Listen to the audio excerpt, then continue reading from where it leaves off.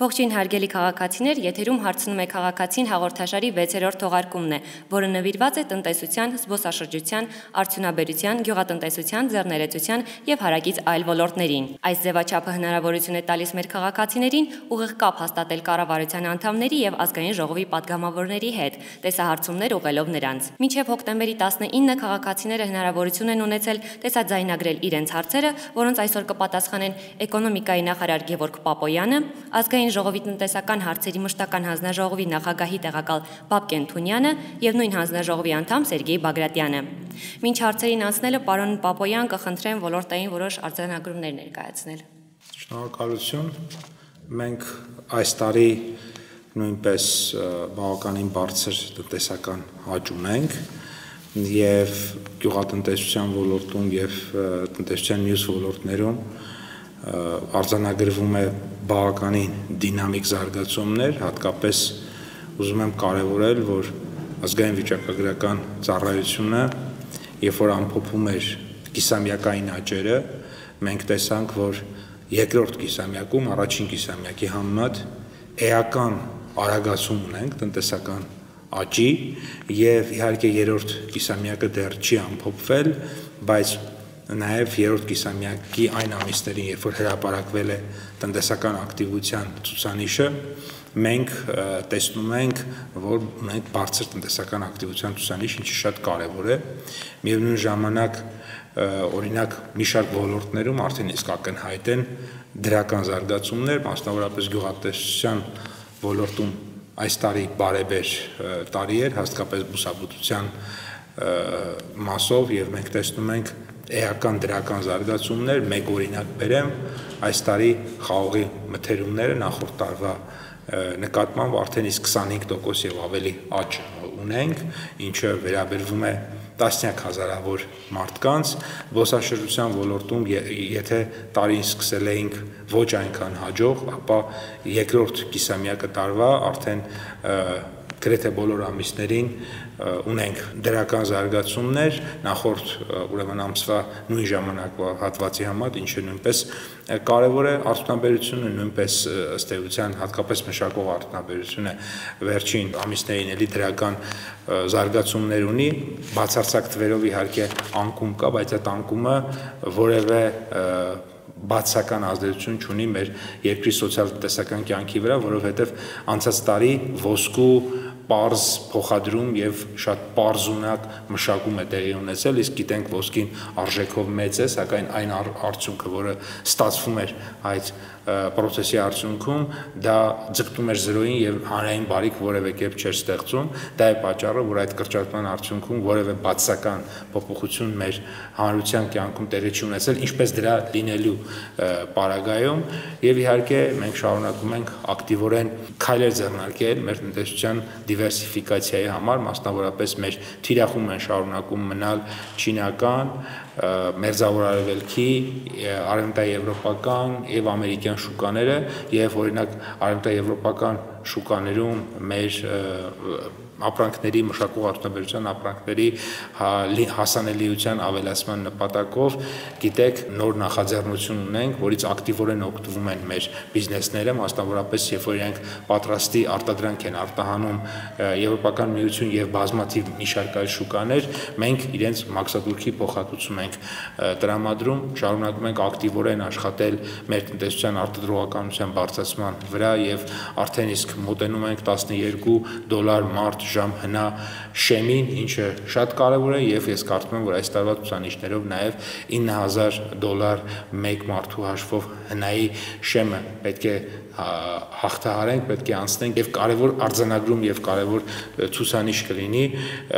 մարդկանց սոցիալ-տնտեսական կյանքի փոփոխությունների եւ մեր տնտեսական զարգացման, իհարկե նաեւ վերջերս հրապարակվեցին մի շարք ցուցանիշներ, օրինակ ջինի գործակիցը, որով Հայաստանը տարածաշրջանում ամենացածերն է, այսինքն դա նշանակում է, որ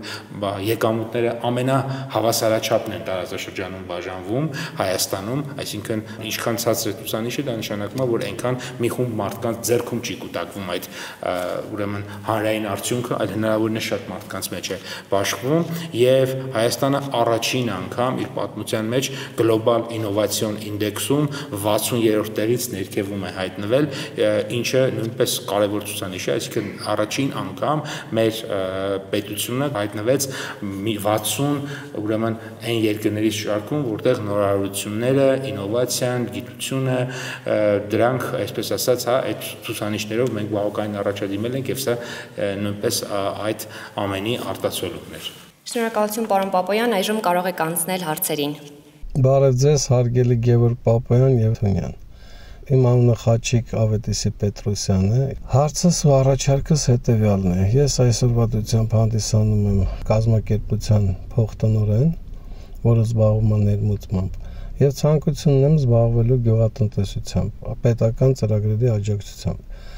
Այսինքն ես բանկեր այցելելուց հասկացել եմ, որ մեր բանկերը շատ կոմերցիոն դիտարկում ունեն նման առաջարկներին, ինչու՞մն է խնդիրը։ Ես գումար չունեմ ներդնելու, բայց մեծ ցանկություն եւ ջանք կարող եմ ներդնել այդ ճյուղը զարգացնելու։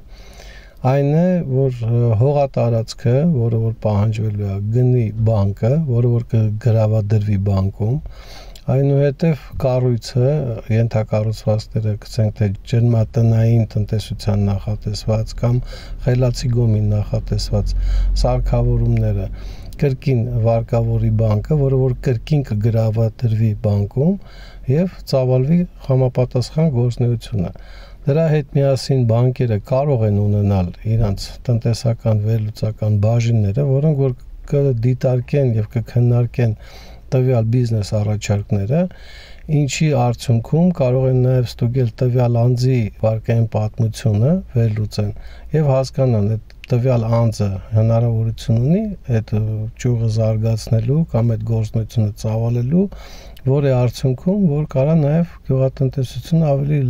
մեծ մասշտաբներով զարգանա։ Շնորհակալություն։ Շնորհակալություն։ Դե տեսեք, նախ նշեմ, որ բանկերը, ֆինանսական կազմակերպությունները իրենք մասնավոր ընկերություններ են, որտեղ բնականաբար հետապնդում են իրենց մասնավոր շահերը եւ իրենց ռիսկերով են աշխատում, այսինքն իրենք գնահատում են ում պետք է վարկավորեն, ում ոչ եւ ըստ այդմ վարկավորում են կամ չեն վարկավորում, բնականաբար բոլոր այն դեպքերում, որտեղ որ իրենք գնահատում են իրենց ռիսկերը եւ տեսնում են, որ դրա վերադարձելիությունը բավարար չափով հիմնավորված է, վարկավորում են։ Այս առումով պետք է նշել, որ չենք կարող ուղղակիորեն, այսպես ասած, այնպես ազդել, այնպես միջամտել այդ կազմակերպությունների գործունեությանը, որ իրենց ստիպենք վարկեր ուրեմն տրամադրել, որովհետեւ ելի եմ կրկնում, դա իրենց միջոցներն է եւ իրենց գործունեությունը իրենց ռիսկով են իրականացնում եւ պետությունը նորից եմ կրկնում չի կարող միջամտել բանկերի ներքին վարկային քաղաքականության կամ որոշումների ընդունման գործընթացներին։ Միաժամանակ, սակայն պետությունը նշված խնդրի լուծման համար այլ մեխանիզմներ է առաջարկում։ Այսինքն մենք հասկանում ենք, որ իրականության մեջ կա նաև այսպիսի խնդրեմ եւ դրա համար օրինակ մենք տեսեք քաղաքացին ենթադրենք ուզում է գյուղատնտեսությամբ զբաղվել, օրինակ փոքր եւ միջին խելացի անասնաշենքերի կառուցման կամ վերակառուցման ծրագիր ունենք, այս ծրագիրը ունի երկու բաղադրիչ։ Մեկը դա վարկային բաղադրիչն է, այսինքն վերցնում են բանկերից գումար, բանկերը վստահում են բիզնեսին, բիզնես գաղափարին, գրավի դիմաց բնականաբար վարկավորում են իրականացնում, պետությունը մի մեծ չափով, հա, օրինակ 10%-ային կետով սուբսիդավորում է այդ վարկերի ուրեմն տոկոսադրույքները։ Բայց միևնույն ժամանակ ունենք նաև մեկ այլ հնարավորություն, դա այն դեպքն է, երբ որ պետությունը օրինակ խելացի անասնաշենքերի դեպքում վարկային բաղադրիչից բացի ունենք նաև փոխհատուցման բաղադրիչ, երբ որ կարող է կառուցել կամ վերակառուցել խելացի անասնաշենք, որի դեպքում կառավարությունը փոխհատուցում է ծախսերի 25-ից 70%-ը, բայց ոչ ավել, քան ծրագրով սահմանված ուրեմն մոդելների առավելագույն սահմանաչափերը, այսինքն կա փոքր մոդել, միջին մոդել եւ մեծ մոդել եւ ամեն մեկի համար գոյություն են առավելագույն սահմանաչափեր, երբ որ իրենք իրենց միջոցներով կառուցում են, այնուհետեւ երբ որ կառուցում վերջացվում է, ստացվում է ավարտական ակտը, մենք գնում ենք մոնիտորինգ ենք անում եւ վճարում ենք ուրեմն այդ մարդկանց։ Եվ պետք է նշեմ նաեւ, որ այս ծրագրի շրջանակում այդ կլինի խելացի անասնագում, կլինի ջերմատուն, ուրեմն կիրառվում է որոշակի օտարման սահմանափակում եւ գույքի տիրապետման առաջնային իրավունքը 5 տարի ժամկետով պատկանում է նախարարությունը, սակայն իհարկե նախարարությունը համաձայնությամբ նշված գույքը կարող է գրավադրվել ֆինանսական կառույցում պայմանով, որ ստացված վարկային միջոցները, ինչպես մեր սիրելի քաղաքացին նշեց, բացառապես օգտագործվեն այդ նպատակի համար, օրինակ անասնաշենքում գլխականը կհամալրվի կամ ջերմատան դեպքում տեխնիկական վերազինում իրականացվի եւ այլն։ Ըստ էության այս մեխանիզմը ամբողջությամբ գործում է եւ այս մեխանիզմով բազմաթիվ քաղաքացիներ ուրեմն ձեռք են բերել, այլ հարց է, որ երբեմն ինչ որ լրացուցիչ գույք կարող է ուզի բանկը, որպեսզի գրավի ապահովման միջոց կամ գույքը կարող է կամ հողամասը կամ կառուցվող գույքը չունենա այնպիսի արժեք, այդ դեպքում հնարավոր է բանկը չֆինանսավորի, այսինքն այս առումով պետք է նշել, որ որոշակի հարցեր կան, որոնք արդեն երկու բիզնեսների, ես բաղկարում գյուղատնտեսական բիզնես իրականացնող քաղաքացու եւ ֆինանսական բիզնես իրականացնող քաղաքացու կամ երկու իրավաբանական անձանց կամ ֆիզիկական եւ իրավաբանական անձանց տիրույթում գտնվող հարց է եւ այս առումով ինչքան որ իմ ուշադրության կենտրոնում է գյուղատնտեսական բիզնես իրականացնողը, այդքան էլ ֆինանսական բիզնես իրականացնողը, քանի որ դրանք երկուսն էլ մեր քաղաքացիներն են, մեր տնտեսության կարևոր ուրեմն սուբյեկտներ են։ Շնորհակալություն պարոն նախարար, պարոն Թունյան։ Ըստ էության պարոն Պապյանը արդեն հարցերի մեծ մասին անդրադարձավ, ես մի քիչ ավելի փորձեմ միտքը շարունակելով մի քիչ ավելի պարզ օրինակի վրա ներկայացնեմ։ Ես մեր հարգելի հայրենակցի հարցից հասկացա հետևյալը, որ ինքը ցանկանում է ըստ էության զրոյական միջոցներ ներդնելով ամբողջությամբ բանկային ֆինանսավորման հաշվին որևէ պրոյեկտ իրականացնել։ Հիմա տեսեք ինչ է այդտեղ ու ասում են որ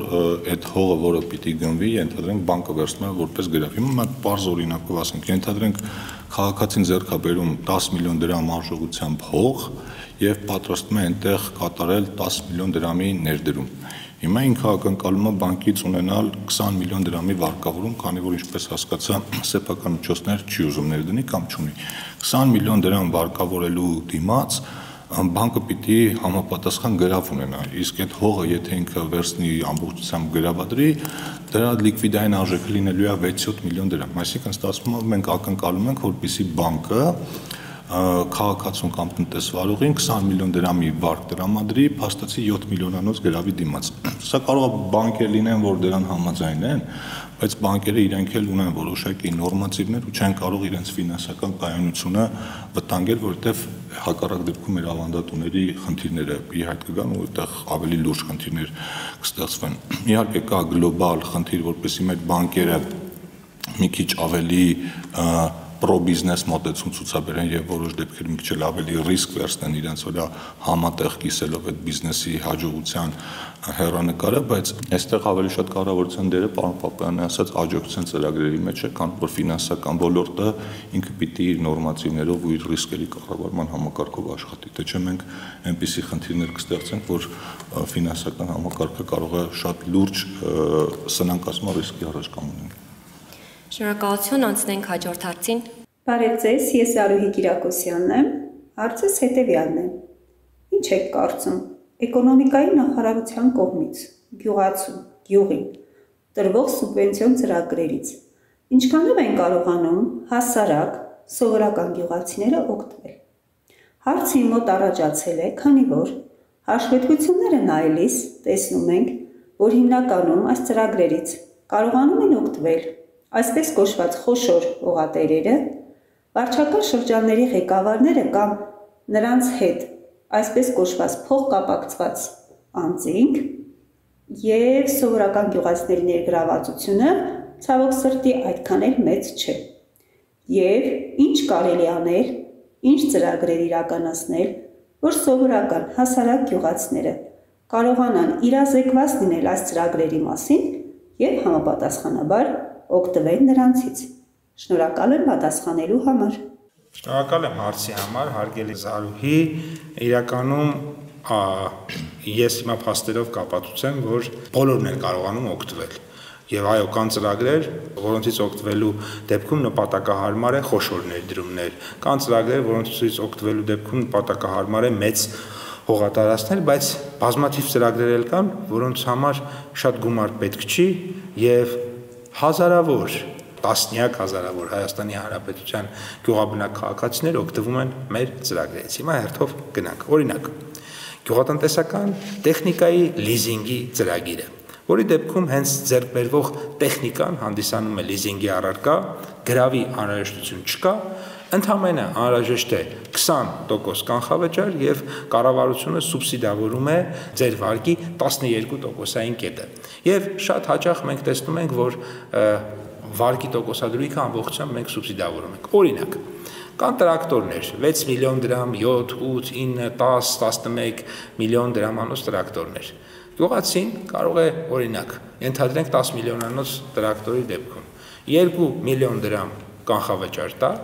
8 միլիոն դրամ վարկի, մնացած վարկի լիզինգի տոկոսները կառավարությունն է վճարում, ինքը այդ 8 միլիոն դրամը աշխատանքներ է իրականացնում իր գյուղում, ծառայություններ է մատուցում իր գյուղացիներին, մեկի համար վար է անում, մյուսի համար ապրանք է տեղափոխում եւ այլն, եւ մի քանի տարվա մեջ շատ արագ վճարում է, վերջում էլ տրակտորը մնում է իրեն, կարելի ասել հենց այնպես, հա, եւ սա տեսական օրինակ չէ, այդպիսի հարյուրավոր օրինակներ կան, երբ որ մեր քաղաքացիները այդ տեխնիկան ձեռք են բերում, տոկոսները կառավարությունն է տալիս, իրենք ընդհանրապես կանխավճարը, հետո դա սկսում են կիրառել արդեն պրակտիկայում եւ տեսնում ենք արդյունքները։ Կոմբայնի դեպք ունենք, որը մի փոքր ավելի թանկ է, բայց սեզոնին սկսում է Արմավիրից, այդպես բարձրանում է Թալինով, Շիրակի դաշտավայրով, մինչև հասնում է Աշոցք եւ մի քանի սեզոնների ընթացքում ամբողջ այդպես ասած այն ծախսը, որը պիտի աներ ինքը այդ կոմբայնի վրա, գումարն հետ է գալիս։ Սա մեկ օրինակ։ Հաջորդը գարնանացան մշակաբույսերի եւ աշնանացան ցորենի ծրագիր ունենք, որտեղ 70-ից 110 հազար դրամ սուբսիդավորում ենք ամեն հեկտարի մշակման համար։ Այստեղ մոտ 2 տասնյակ հազար գյուղացիական ֆերմերներ, քաղաքացիներ օգտվել են այս ծրագրից եւ սա մեր էլի ամենամասսայական ծրագրերից է, շատ գումար պետք չի, ընդամենը մի քանի 100,000 դրամի ներդրում քո հողի վրա եւ այդ ծախսերի մի մասը, հաճախ նաեւ կեսը, ուրեմն պետությունը սուբսիդավորում է, համաֆինանսավորում է, վճարում է ուրեմն քո համար։ Հաջորդը շարժական մոդուլային սպանդանոցների ձեռքբերում։ Տեսեք, այստեղ ինչ լավ ծրագիր ունենք, ուրեմն Հայաստանի Հանրապետության դրամով տրամադրվող լիզինգի 12%-ը պետությունը սուբսիդավորում է, այսինքն դուք օրինակ վերցնեք 13%-ով վարկ լիզինգ, հա, 12%-ը կառավարությունն է տալի։ Բացի դրանից, կառավարությունը փոխհատուցում է շարժական մոդուլային սպանդանոցների համար անհրաժեշտ 20% կանխավճարի 80%-ը։ Այսինքն, ստացվում է ինքը արժի պայմանական 100 միավոր, դուք պետքա 20 միավոր սկզբից վճարեիք, 4-ը դուք եք վճարում, 16-ը պետությունը կանխավճարի մասով։ Տոկոսադրույքները ամբողջությամբ կարող է վճարել ուրեմն պետությունը կամ մաքսիմում կարող է այնտեղ 1-2%-ային կետ մնա, այնուհետև մնացած գումարը, այդ 80% մայր գումարը, որը մնում է, դա էլի աշխատում է եւ ընթացքում փակում եք։ Այսինքն այսպիսի լավ մեխանիզմներ գոյություն ունեն։ Մեկ այլ ծրագրի մասին էլ այնքան շատ են այդ ծրագրերը, օրինակ ունենք մեղվաբուծության աջակցության ծրագիր։ Այս ծրագրով կարող եք ձեռք բերել նվազագույնը 10 մեղվանտանիք։ Միջին մեղվանտանիքի գինը տենց մի 70-80 հազար դրամ է։ Պետությունը կեսը վճարում է 40,000, այսինքն ստացվում է, որ եթե 10 մեղվանտանիքի դեպքում ձեր ծախսը պիտի լիներ մի 800,000 դրամ, 400,000-ը պետությունն է վճարում, 400-ը դուք։ Էլի սա չեմ կարծում, որ ձեր նշած մարդկանց շրջանակին էր, խոշոր հողատերերից ոչ մեկ չեմ կարծում, որ իմ նշած ծրագրերից օգտվում է, իրենք այլ ծրագրերից են օգտվում, կամ տեսեք մեկ ուրիշ ծրագիր էլ ունենք, օրինակ 5 տոհմային ոչխար կարող եք գնել, սկսած 5 տոհմային ոչխարից, եւ պետությունը 50% սուբսիդավորումը այդ ծախսի։ Այսինքն էլի մի քանի 100,000 ներդրման մասին է այստեղ խոսքը։ Ունենք ծրագիր, արհեստական սերմնավորման ծրագիր, երբ որ հիմա պետությունը 15,000 դրամ է մեկ սերմնավորումը, 10,000-ը պետությունն է տալիս, 5-ը գյուղացին եւ հիմա զանգվածաբար տասնյակ հազարավոր մարդկանց կենթանիների սերմնավորում է արվում, որպեսզի սերունդը փոխվի, որպեսզի ժամանակակից նոր լավ ուրեմն կատնատու, մսատու սորտեր ուրեմն լինեն մարդկանց անասնագոմերում, ոչ թե ավանդական մեր ուրեմն սորտերը եւ այսպես շարունակ հարգելի գործընկերներ, մեր բոլոր ծրագրերը միտված են մեր քաղաքացիների աջակցության։ Նույնիսկ այն ծրագրերը, որոնք որ խոշոր բիզնեսին են աջակցում, ասենք օրինակ խաղողի մթերման վարկի համար պետությունը 50% երաշխիք է տալիս։ Էլի մեր գյուղացին է դրա շահողը, որովհետեւ այնտեղ տալիս են երաշխիքը, այդ վարկով գնում է մեր քաղաքացու խաղողն է ինքը մթերում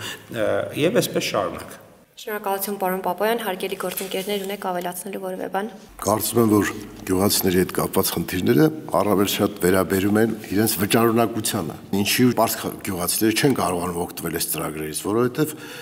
ունեն ժամկետանց վարկեր, ունեն բազմաթիվ ֆինանսական խնդիրներ եւ հետեւաբար դժվարությամբ են ներգրավում այս ծրագրերի իրագործմանը։ Երկրորդը ոչ տեղյակ լինելը։ Հետևաբար մենք որպեսզի այս խնդիրներին ավելի մատչելի դարձնենք, մենք պետք է առաջարկենք, որ համայնքները անպայման այդ ծրագրերի մասին ոչ միայն իրազեկեն իրենց կայքերով, այլ նաև կարողանան պարզ գյուղացու լեզվով ասած գյուղամիջում կպցնեն այս ծրագրերի մասին հայտարարություններ, որպեսզի գյուղացին ամենօրյա իր շփումներում տեսնի, որ նման ծրագիր կա եւ ինքը կարող է օգտվել։ Եվ այդտեղ պետք է գյուղացիներին օգնել նաև հետեւյալ կերպ։ Եթե շատերն են, որ ունեն բանկերի հետ խնդիրներ եւ չեն կարողանում ծրագրերից օգտվել, որովհետեւ ծրագրերի մեջ բոլորի մեջ կա վարկային բաղադրիչ, հետեւաբար բանկերը չեն ընդհանրացում, ասելով որ դուք ժամկետանց վարկեր ունեք եւ այլն, այդ դեպքում պետք է իրենք նաեւ գնան հողերի խոշորացման ծրագրով, այսինքն իրենք կարող են պայմանավորվել իրենց միջի վճարունակ գյուղացու հետ հողերը համադրել, յուրաքանչյուր 1000 մետր, 2000 մետրը միացնեն, ստանան 2-3 հեկտար հող եւ յուրաքանչյուր իր բաժնեմասը ունենա, բայց այն գյուղացին, որը վճարունակ է, վարկունակ է եւ նաեւ ավելի ընդունակ է այս գործերը իրականացնելու, ծրագիր իրականացնելու, նրա հետ համատեղ իրականացնեն այս ծրագրերը։ Մենք հնարավորինս մոտեցնենք մեր գյուղացուն, որովհետեւ գյուղացիների մի զգալի հատվածը իսկապես չեն կարողանում օգտվել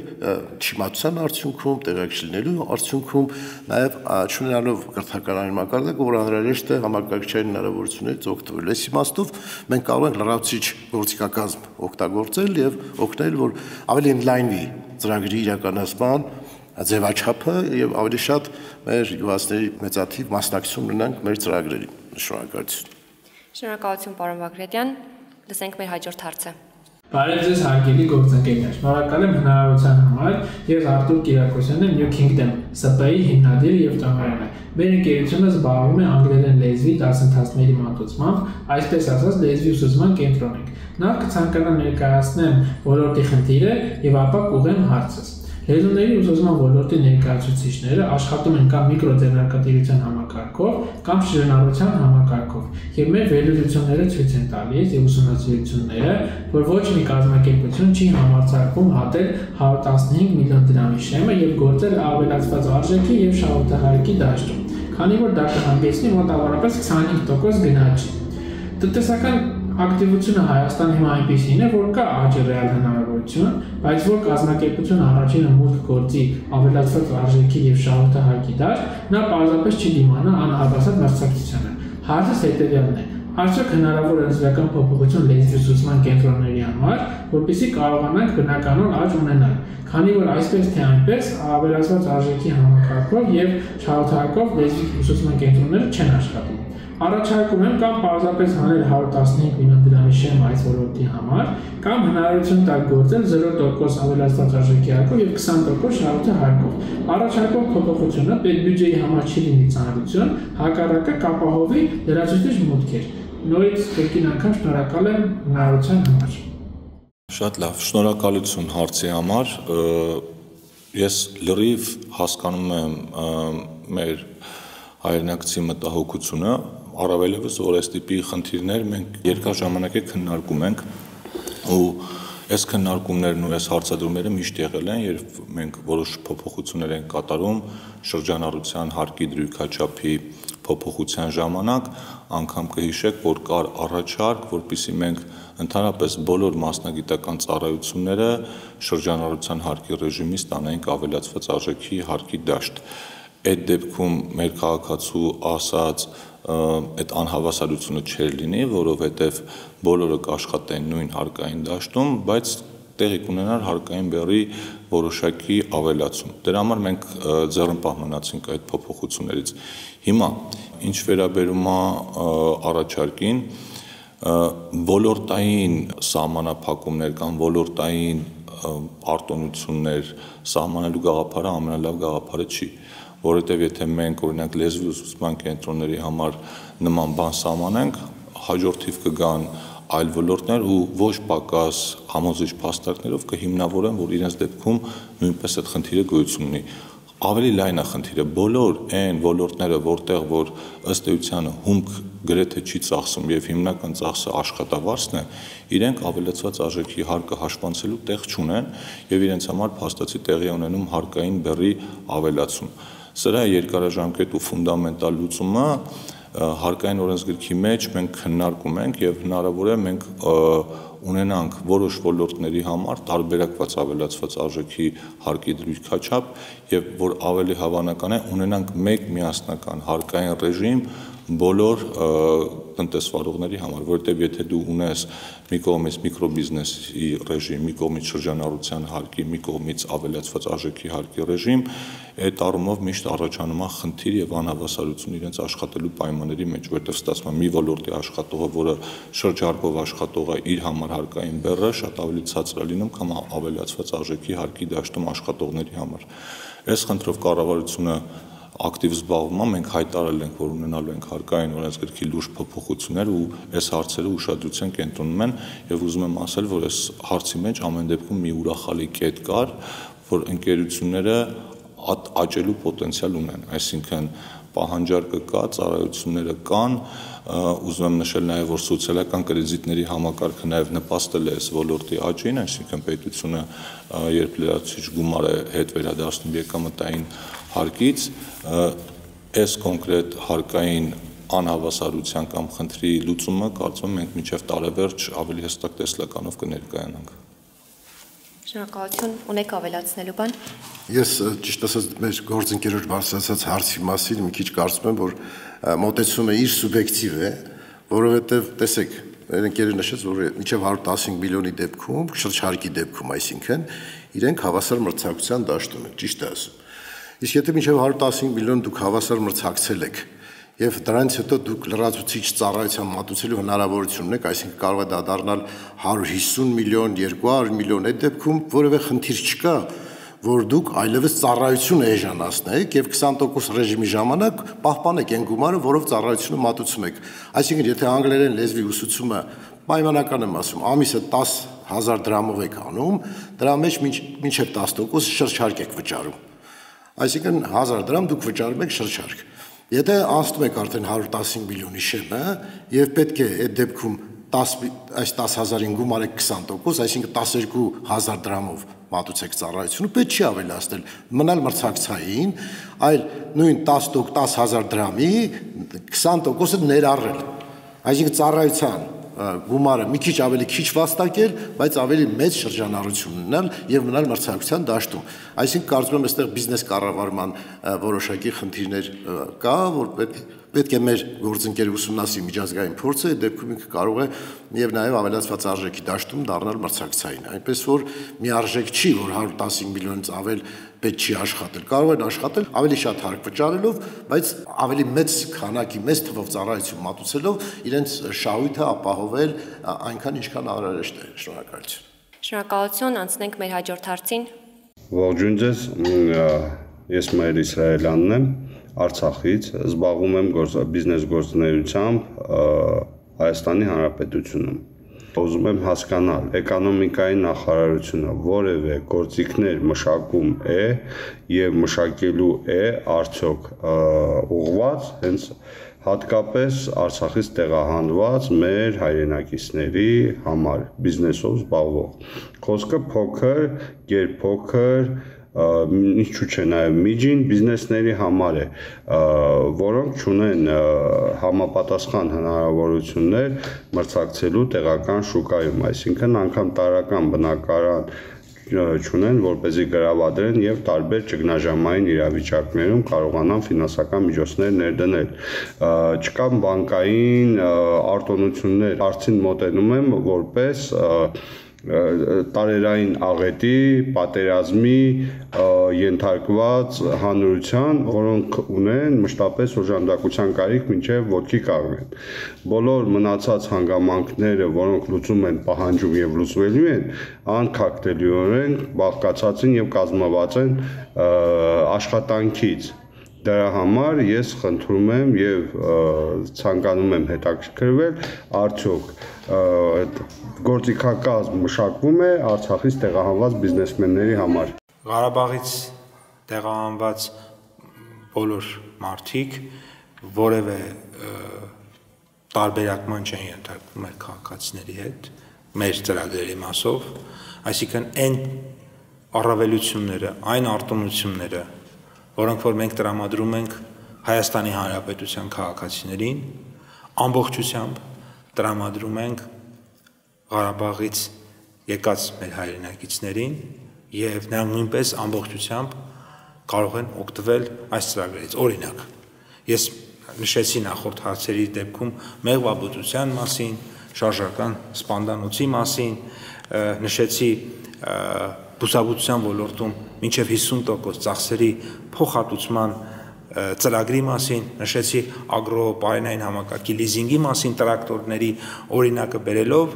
մեկ այլ օրինակ էլ բերեմ, ասենք մեր արտադրողականության խթանման ծրագիրը, որը նախատեսում է 10%-ային կետով լիզինգի ուրեմն տոկոսադրույքների փոխհատուցում։ Այդ լիզինգ օրինակ 12%-ով է, մենք ձեռք են բերում իրենք սարքավորում, այդ սարքավորման ուրեմն լիզինգի 10%-ային կետը կառավարությունն է վճարում, այնտեղ մնում է տակը էլի 2%-ային կետ եւ սրանով այս պորտֆելի մեծությունը արդեն իսկ 1.4 միլիարդ դոլար միայն այս մի ծրագրով գերազանցում է, եթե մեր բոլոր ծրագրերը արտադրողականության խթանման միավորենք իրար 1.6-1.7 միլիարդ դոլարի արդեն պորտֆել է, որով մեր բազմաթիվ կազմակերպություններ հազարավոր միավոր տեխնիկա են ներմուծել Հայաստան եւ իրենց արտադրողականությունը էական չափով ուրեմն ավելացրել են։ Պետությունը աջակցում է օրինակ ինտենսիվ այգործության զարգացմանը վարկերի, տոկոսադրույքների մասնակի սուբսիդավորման եղանակով, որտեղ կես հեկտարից մինչև 500 հեկտար, սկսած կես հեկտարից պետությունը ինտենսիվ այգիների համար աջակցության ծրագրեր իրականացնում, իսկ կես հեկտարը արդեն դա կարելի ասել սկսնակ բիզնեսի համար նորմալ թիվ է, հասկանալի է, որ 100, 200, 300 կամ 500 հեկտարը արդեն խոշոր գյուղատնտեսական բիզնեսների համար է օգտակար։ Կարգտապաշտման ցանցերի ներդրմանն ենք աջակցում 75%-ով սուբսիդավորում ենք 200-ից ավել բնակավայրերում կարգտապաշտման ցանցերի քաշելու ծախսը, 75%-ը, իսկ մյուս ուրեմն դեպքերում արդեն 50% է։ Ենթակառուցվածքներ ներդրումների դիմաց ծրագրով էլի մինչև եթե փոքր բիզնեսի դեպքում անենք մինչև 500 միլիոն դրամ ներդրման դեպքում պետությունը 10%-ի չափով ուրեմն ենթակառուցվածքներում ֆինանսավորում է իրականացնում բիզնեսի համար եւ այսպես շարունակ հարգելի գործընկերներ այդ թվում նաեւ տեսեք մենք մի ծրագիր ունենք կոչվում է արտահանման աջակցության ծրագիր այս ծրագրով բիզնեսը գնում է մասնակցում է արտասահմանյան էքսպո ցուցադրությունների եւ իր ապրանքն է ցուցադրում եւ եթե կարողանում է պայմանագրեր կնքել ու արտահանում իրականացնել։ Ես մի քանի այդպիսի էքսպոների անձնապես եմ գնացել տեսել, օրինակ Արաբական Միացյալ Էմիրություններում Դուբայում տեղի ունեցող էքսպոին կամ Ռիգայում Riga Food Expo-ին բացարձակապես փոքր բիզնեսներ են մասնակցում այդտեղ, այսինքն մեծերը իրենց պայմանագրերը հիմնականում ունեն, շատ երևի կտրուկ ասի բացարձակապես, բայց բայց 80-90% փոքր բիզնես էր, մնացածը հիմնականում էլի եթե դրանից դուրս էր միջին բիզնեսներ էին, ինչ էր դա, որ հասկանալի է, որ փոքր բիզնեսը, միջին բիզնեսը օրինակ չի կարող իրեն թույլ տալ $100,000 ծախսել եւ գնալ Արաբական Միացյալ Էմիրություններում իր ապրանքները էքսպոյին ցուցադրել։ Պետությունը վճարում է տաղավարի համար կամ այդ տաղավարի ծախսերի մեծ մասը վերցնում է իր վրա, բիզնեսին ընդհանրապես մնում է սիմվոլիկ մասնակցություն փոքր եւ այդ իր ապրանքները տեղափոխի ու ցույց տա։ Սրա շահառուն հիմնականում մեր փոքր բիզնեսի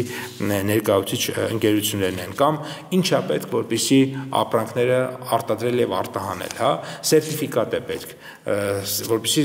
դու սերտիֆիկատ ունես։ Այդ սերտիֆիկատի ծախսերի 50%-ը պետությունը ֆինանսավորում է։ Օրինակ փոքր բիզնեսը գնաց էմիրություններին, օգտվեց մեր ծրագրից, մասնակցեց էքսպոյին եւ ենթադրենք ներկայացրեց իր ճիրը, իր թեյերը։ Լավ, եկավ։ Հիմա ինքը պետք է այդ ճիրն ու թեյը տանի արաբական աշխարհ։ Դրա համար օրինակ իրեն ասում են պետք է անես այս X սերտիֆիկատը, որը արժի պայմանական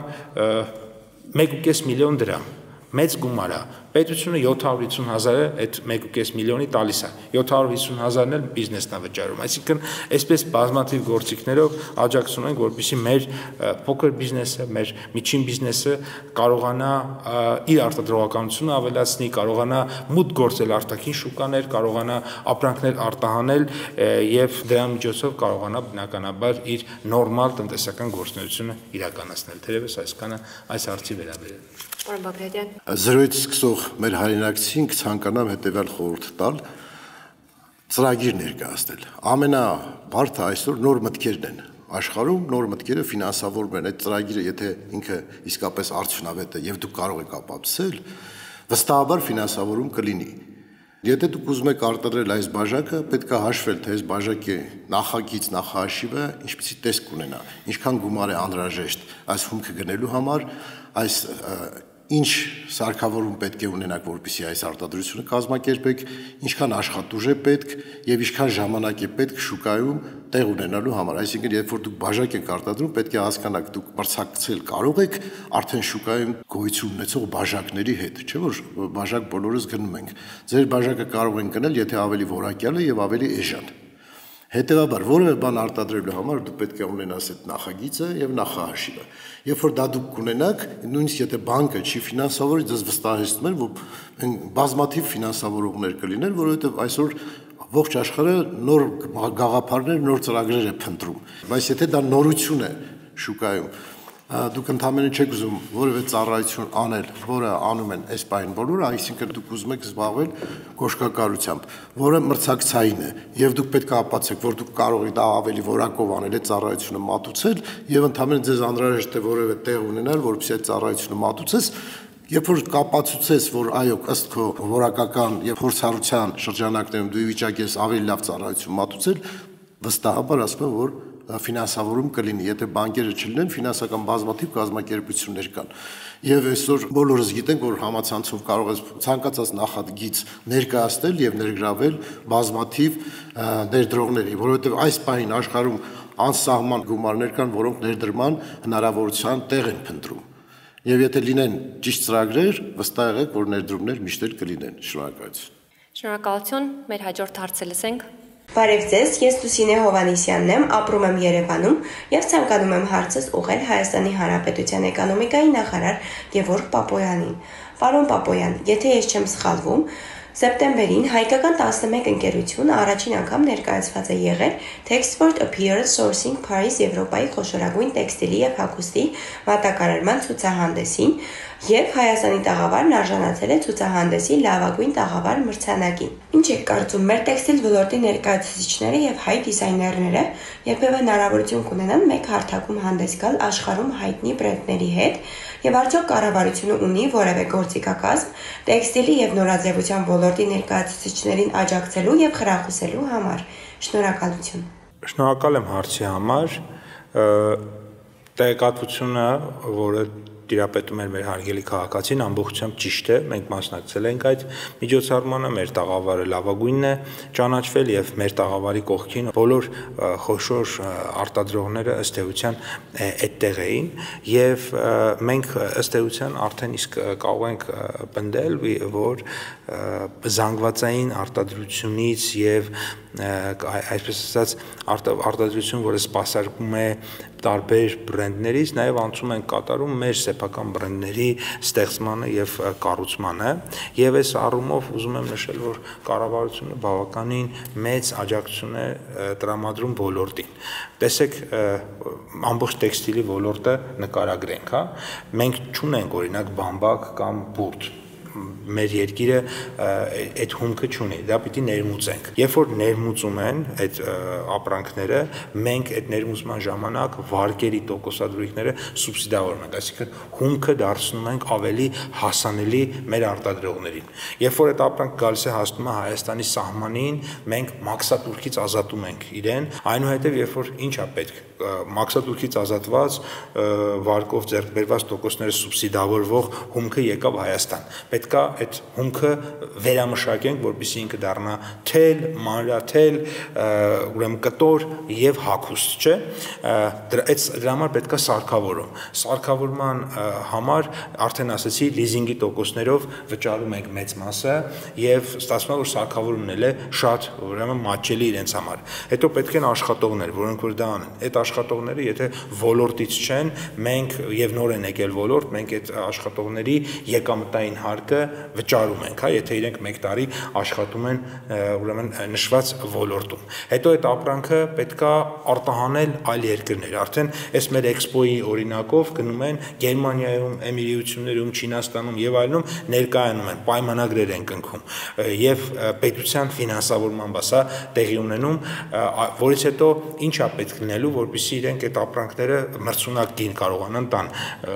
այդտեղի շուկաների համար։ Դրա համար էլի աջակցում ենք, մաքսատուրքը փոխհատուցում ենք, տալիս ենք մաքսատուրքը։ Հետո ապրանքը պետք է արտահանվի, պետք է սերտիֆիկատ դրա համար։ Այդ սերտիֆիկատի ծախսի կեսն ենք վճարում, այսինքն չկա մի արտադրական, առևտրային, մարքեթինգային process, սկսած հումքի ներմուծումից մինչև ապրանքի արտահանում,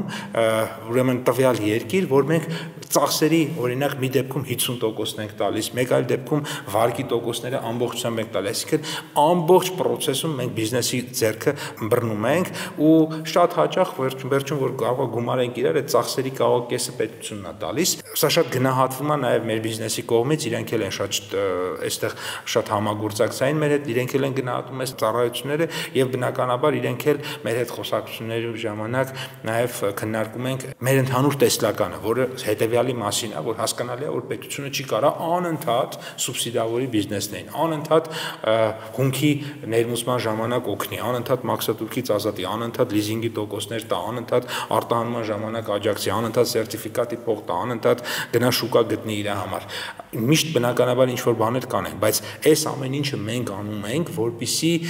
մեր բիզնեսները կարողանան անհրաժեշտ մրցունակության հիմքերը եւ արտադրողականության լավ հիմքերը ձևավորեն, որ հետո կարողանան իրենցով միջազգային շուկաներում ամրապնդվեն եւ բնականաբար զարգանան, ապահովելով Հայաստանում արտադրություն, աշխատատեղեր, հարկային մուտքեր եւ իհարկե տնտեսության զարգացում։ Այս առումով պետք է նշել, որ մեր բոլոր ծրագրերը, այսպես ասած, դիզայնավորված են բիզնեսի հետ համատեղ աշխատանքի արդյունքում եւ իրենց հետ անընդհատ քննարկում ենք եւ փորձում ենք գտնել լուծումներ, որպեսզի ել ավելի մեծացնենք իրենց մրցունակությունը։ Պարոն Թունյան, կարճ ավելացնեմ, ցուցահանդեսները իրոք կարևոր են, բայց այստեղ դա միակ գործոնը չի, տեքստիլի իհարկե կարևոր ուղղություն է Հայաստանի տնտեսության համար, բայց պետք է հաշվի առնել, որ Հայաստանի Հանրապետության պետական բյուջեն ունի սահմանափակ բնույթ, այսինքն գումարները անսպառ չեն եւ եթե նպատակ կա աջակցել որևէ ոլորտի, պիտի հասկանանք, թե այդ սահմանափակ միջոցները ավելի արդյունավետ որ ուղղությամբ պետք ուղղել։ Օրինակ, մի քանի օրից մեկնարկեն Հայաստանի Հանրապետության բյուջեի քննարկումները, պետական բյուջեի քննարկումները եւ այդտեղ մենք օրինակ որպես ազգային ժողովի պատգամավորներ հարց չենք տալու, թե քանի ցուցահանդես է կազմակերպվել, հարց ենք տալու, թե էկոնոմիկայի նախարարության ձեռնարկած միջոցառումները ինչ արդյունք են տվել, որովհետև դու կարող ես 20 հատ ցուցահանդես կազմակերպես, դա էֆեկտ չկա։ Բայց կարող է պարոն Պապայանի նշած մի քանի աջակցության ծրագրերը սուբսիդավորումների մասով շատ ավելի մեծ չափով նպաստեն այդ ընկերությունների մրցունակությանը։ Դրա համար ուզում եմ կրկին անգամ շեշտել, որ եղած միջոցները փորձարվում օգտագործել ամենաարդյունավետ ձևով եւ այդ որոշումները համոզված եմ, որ կայացվում են հենց ոլորտի ընկերությունների հետ համատեղ քննարկումների արդյունքում։ Շնորհակալություն, անցնենք հաջորդ հարցին։ Ես Հայ Կարնեզյանն եմ Արմավիրի մարզից, գյուղատնտես։ Հարցս ուղղում եմ ձեզ իմ ընկերների խնդրանքով, ովքեր զբաղվում են խաղողի մշակությամբ։ Գյուղացիների հավաքած բերքը կարծես թե նախորդ տարիների համեմատ ավելի բարձր է մթերվում, սակայն ոչ բոլորն են կարողանում ամբողջությամբ իրացնել իրենց խաղողը հերթերի պատճառով։ Հնարավոր չէ արդյոք այնպես կազմակերպել, որ բոլորը կարողանան հանձնել բերքը գործարանների եւ խաղող չմնա։ Շնորհակալ եմ հարցի համար։ Հարցը նկարահանելու պահին դեռևս սա ակտուալ է եղել, բայց հարցը լուծված է, որովհետև Հայաստանում խաղողի 99% արդեն մթերված է, վերջին մնացած 1%-ը կմթերվի այսօր վաղը եւ մենք կավարտենք այս process-ը։ Մի քանի թվեր ներկայացնեմ, բայց քաղաքացին շատ ճիշտ է ասում, նախորդ տարվա համեմատ 25%-ով այս տարի խաղողի բերքը մինիմում 25%-ով ավելի բարձր է եղել եւ հետեւաբար նաեւ մթերումն է 25%-ով բարձր եղել։ Եթե ամբողջ անցած տարի մթերվել է 164,000 տոննա խաղող, արդեն այս տարի 207,000 տոննայից ավել ենք մթերել կամ 26% ուրեմն ավել անցած տարվանից, բայց էլ դեռ մի փոքր էլ կավելացնենք, այսինքն էլ ավելի է այս աճը մեծանալու, փաստացի 43,000 տոննա արդեն ավել ենք մթերել նախորդ տարվա համեմատ, ինչը շատ մեծ թիվ է։ Նաև արտահանումն է լավ գնում, մոտ 7000 տոննա արդեն արտահանել ենք, սա անցած տարի էլ մոտավորապես 7000-ից մի փոքր ավել էր այս փուլում, բայց մինչև տարեվերջ իմ կարծիքով արտահանման ցուցանիշներն էլ կգերազանցեն նախորդ տարվա արտահանման ցուցանիշները, այս պահի դրությամբ մոտավորապես մի 500 տոննա խաղող է մնացել Արմավիրի Արարատի մարզերում, շատ քիչ, հիմնականում նշած 500-ից հիմնականում Արմավիրում է եւ մոտ 1500 տոննա էլ ուրեմն Վայոց ձորում է մնացել, բայց շատ ինտենսիվ գնում է մթերման process-ը եւ բնականաբար շատ շուտով կավարտենք այդ մնացած քանակները եւ կարող ենք ասել, որ այս թեման ամբողջությամբ փակված կլինի, իհարկե սա ռեկորդային ցուցանիշ է իմ կարծիքով եւ շնորհակալություն եմ հայտնում մեր բոլոր խաղողագործներին այս տարի այսքան շատ խաղող եւ այսքան որակով խաղող ուրեմն մշակելու համար, որովհետև ամենօրյա կապի մեջ եմ գործարարների հետ, ասում են ոչ միայն շատ է, այլ նաև որակով, ինչը շատ կարևոր է, եւ շնորհակալություն եմ հայտնում, շատ մեծ շնորհակալություն մեր կոնյակագործներին, գինեգործներին, որոնք որ շատ պատասխանատու վարկ դրսևորեցին եւ մթերեցին ամբողջ ծավալը, հատկապես այն ընկերներին, որոնց խոսքը իրապես գործ է, որոնք ասեցին, որ կմթերեն եւ մթերեցին, իհարկե եղան նաեւ 1-2-ը, որոնք որ չմթերեցին իրենց խոստման չափին համաձայն, բայց մյուս բիզնեսները, մյուս գործարարները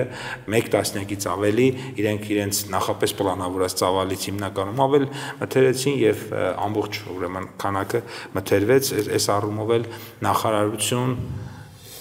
այսինքն պետություն, բիզնես, այս դեպքում կոնյակագործ, գինեգործ եւ խաղողագործներ, այս դեպքում մեր ֆերմերներին, այս եռանկյունին փայլուն է աշխատել, սաղ տարի իրար հետ աշխատել ենք եւ դու տեսակ արդյունքը, ես այլ բան չեմ ասի, ամեն մի խաղող մշակող, ամեն մի հանձնող գիտի այս տարի գները ինչքան բարձր են եղել նախորդ տարիների համեմատ, ինչքան շատ ենք մթերել եւ սա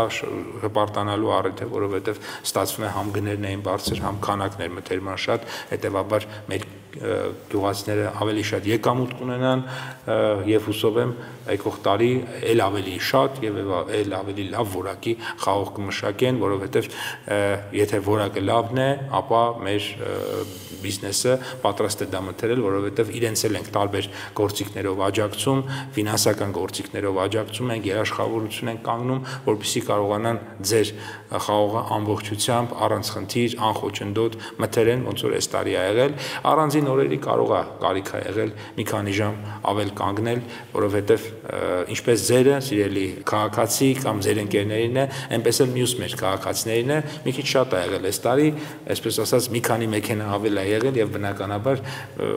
հնարավոր է այնպես ստացվի մի քիչ սպասենք, բայց կարևորը մթերված է, կարևորը ժամանակին փողը կստանաք եւ կարևորը նորմալ գնով է մթերվել։ Շնորհակալ եմ հարցի համար։ Իմ փորձից ավելացնեմ նաեւ, որ երբ որ մարզպետը ես աշխատում, այդ ժամանակ մենք ինչ ենք անում, բոլոր վերամշակող գործարանների սեփականատերերին հրավիրում էինք եւ պայմանագրեր էինք կնքում նախատեսող բերքի չափով, այսինքն նախատեսում էր Վայոց ձորում այս տարի 6000 տոննա խաղողի բերք, մենք այդ 6000 տոննան ըստ գործարանների միջնորդում ենք, որպեսզի արտադրողները եւ վերամշակողները միասին աշխատեն, պայմանագրերը կնքեն եւ խնդիրը հրաշալի լուծվում էր։ Հիմա մեր քաղաքացին նշեց հերթերի հետ կապված խնդիրը, այս ժամանակներում շատ դա հեշտ լուծող հարց է, դա on-line հերթագրվեն, իմանան իրենք պետք է այդտեղ լինեն ժամը 15:30, մյուսը պետք է լինի 20:40 եւ այսպես շարունակ, որպեսզի չգան, չսպասեն եւ ալրացիչ խնդիրներ չառաջանան։ Եթե նույնիսկ on-line-ի հարցում դժվարանում են, կարող են վերամշակող գործարանները կազմակերպեն, զանգերով հերթագրեն, երբ մարդիկ իմանան, որ օրը եւ որ ժամին պետք է իրենց բերքը հասցնեն գործարան։ Այդպես հեշտ կլինի եւ կարգավորված կլինի, խնդիրներ չեն առաջանա։ Շնորհակալություն։ Շնորհակալություն, լսենք մեր մյուս հարցը։ Բարև ձեզ, պարոն նախարար, իմ անունը Գորգ Եգորքյանն է, ես Սևանից եմ, Գեղարքունիքի մարզից։ Մտխնդրանքով եմ դիմում ձեզ, 19-20 թվականին այս տարածքը ես արտուստով շահել եմ, պետքա ներդրում անեի 8 միլիոնի, բայց ներդրում եմ արել մինչև հիմա 79 միլիոն դրամի։ Անից դուրս է գալի, որ ես ինչ արել եմ ապօրինի է եղել, չեմ էլի տեղեկ ասել, որտեղ որ պետք է։ Թուղթ է եկել, որ լուծարային պայմանագիր է իմ հետ, նրա համար, որ ես իմ 3 տարի են ժամանակ տվել, որ ներդրում անեի, պրոստեսով ես իրանց էլ եմ ասում եմ 79 միլիոն դրամ եմ ներդրել, սարքել եմ ես ամեն ինչը տուրիստական ընկերության, տուրիստների հետ աշխատում ենք, այդ տուրիստական գործակալությունների հետ, սա տուրիստներ են գալի, նորմալ ակուրատի տեղ ենք սարքել, այստեղ այն ժամանակ Բոլորն էլ ով որ ճանաչում է այդտեղը գիտեին, աղբաննոցն է եղել, միշտ սաղ աղբը տեղը էլ եմ, մարսել ենք, սինուկ սարքել ենք, համար ձմեռվա համար, ճիշտ է ձմեռը գումար այդքան չենք աշխատում, բայց ազիվ իրան կարում է բայ, բայց պահում ենք, չենք պահում։ Հիմա հարցը նրանում է, որ եթե հնարավոր է այս հարցին տեսնենք ոնց ենք լուծում տալիս, օրինականացնենք, խնդիր չկա, մենք պատրաստենք, ոնց կասեն, օրինականացնենք, գրանցենք այս ամեն ինչը, հնարավորություն տակ, աշխատենք նորմալ, էլի զարգացնենք մեր սեղանը, շատ շնորհակալություն, եթե հնարավոր է այդ հարցին լուծում տանք։ Շնորհակալություն հարգելի Գոր, ես ինչքանով հասկացա հարցը, դուք ինչպես ասացիք, ես ձեր բառերը փորձեմ մեջ բերեմ, չենք իմացել, որ ապօրինի է եղել կամ չեմ տեղեկացել։ Ճիշտ ասած, ես շատ մանրամասն չգիտեմ, սա կոնկրետ մասնավոր դեպք է։ Ենթադրում եմ ձեր սեփականության վրա չի ներդրումը կամ այլ ֆիզիկական անձի կամ Սևան ազգային պարկի վրա է ներդրումը, դուք էլ ինչ-որ ժամանակով վարձակալել եք, բնականաբար այդ ժամանակը ավարտից հետո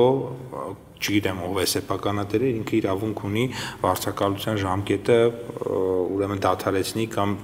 կամ երկարաձգի, ինչպես իր տիրույթում է։ Սա մասնավոր հարց է, եթե ավելի մանրամասն պարոն Գևորգյանը Գոր մեզ տակ փորձենք հասկանանք, բայց այնուամենայնիվ իրավական ռեժիմից դուրս չեն կարող գալ եւ մյուս սուբյեկտի իրավունքները, որոնք որ սեփականության իրավունք են, ինչպես ես հասկացա, եթե ինչքանով որ փորձեցի ընկալել հարցը, բնականաբար սահմանադրությամբ պաշտպանված են եւ իրավական պայմանագրային հարաբերություններ եթե դուք ունեք, ապա այդ պայմանագրային հարաբերություններով երկու կողմերդ ունեք պարտավորություններ եւ իրավունքներ եւ դրանից դուրս ոչինչ պետությունը չի կարող անել, այսինքն պետության ֆունկցիան է այն ինչ որ դուք պայմանագրով պարտավորվել եք անել եւ մյուս կողմն էլ ձեր նկատմամբ է պարտավորվել անել, այդ պարտավորությունների կատարման ապահովումը իրականացնել։ Սա իրավական պետության բնորոշ ամենակարևոր գործիքն է եւ բնականաբար սեփականության իրավունքի պաշտպանությունը դա